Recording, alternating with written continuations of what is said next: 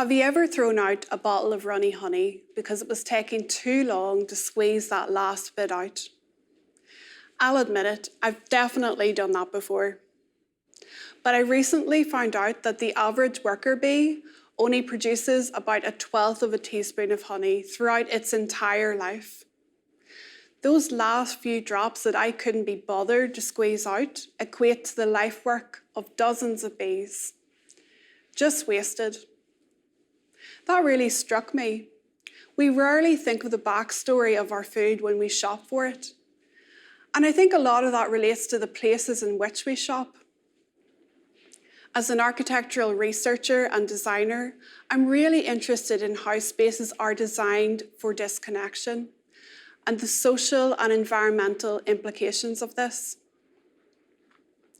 This disconnection between people, food, and place is a relatively new phenomenon. That's because early cities would have evolved next to areas of fertile land, called a hinterland. And it was within this zone that nearly all the city's food was grown. As the city and hinterland were physically connected, these early settlements were circular in nature. Food would have been produced and consumed locally, and waste would have been collected to produce more food, while packaging would have been continuously reused. Where circular systems help resources to move in continuous loops, contemporary food supply chains are longer and much more linear. Due to advances in refrigeration, packaging, and logistics, today our hinterland is the size of the whole world, and we encounter it every time we zoom through our local supermarket. Here in the UK, supermarkets are the primary interface between us and those global supply chains. Amazingly, just 9 retailers control over 95% of the grocery market.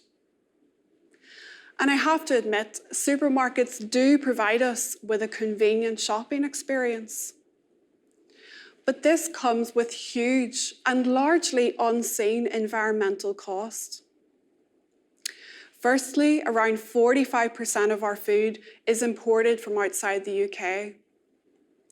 Moving food around the world means that it's difficult to avoid single-use packaging, and most of our food is still wrapped in it.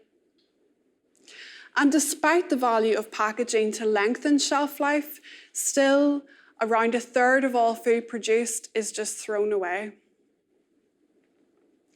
This cannot be acceptable. As our climate changes and resources become scarcer, we urgently need to reconnect with our food and consume more sustainably. To do this, I think we need to look again at supermarkets. As a researcher, I've spent the last few years really trying to understand this complex problem. And as a designer, I've also become interested in testing some supermarket-led solutions. Looking back to the early city and its relationship to hinterland, I started to think about how the principles of circularity might help supermarkets become more sustainable. I thought to myself, what would a truly circular supermarket look like? How would it operate? The only way that I could begin to answer some of those questions was by designing one. So I did. And I imagined it to be a bit like a beehive. You see, bees can only source as far as they can fly. It's back to that idea of city and hinterland again. A truly circular supermarket would have to start by radically localizing food supply again. In doing so, it would no longer be a node along a global supply chain. Instead, it would be more like a hub or a beehive, hosting a mini food system inside it. You see, this supermarket wouldn't just be a place to buy food. It would also be a place to grow it, to preserve it, to package it, to cook it, and to even eat it. This supermarket would also help to close waste streams in its local neighbourhood. A worker bee mobility fleet would deliver and collect from local homes, bringing waste back to the supermarket to produce energy and food. This whole system would be underpinned by a separation of food and packaging. That means no more single-use plastic, and a return to either biodegradable honeycomb or a reusable honey pot. A bit like a library loan scheme, shoppers could check in and out packaging so that when it returned to store, it could be cleaned for reuse. This circular supermarket would rely heavily on a renewed culture of sharing within neighbourhoods. Sharing of packaging, as well as mobility, energy, food waste, time, and skills. The store loyalty card would be reinvented as a platform for shoppers to share with each other, as well as the supermarket.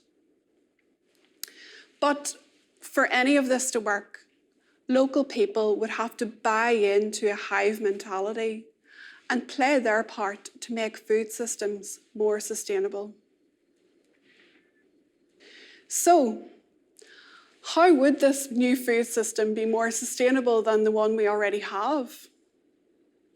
Well, by localising production and consumption, food and packaging waste could be eliminated. And food miles could be reduced from a journey across a continent to a journey across a city. Vitally, by bringing the hinterland into the city, this system would enable people to reconnect with food again. This circular supermarket benefits from a big dose of blue sky thinking. Of course, it's radical and it's certainly not grounded in today's reality. But in a climate emergency, we need big ideas, because we know that today's reality won't look very much like tomorrow's. We can no longer just patch up broken systems. Instead, we need to imagine new ones that enable reconnection with our environment and each other. If we want a more sustainable supermarket, if we want a more sustainable future, we need to think like bees and design it together. Thank you.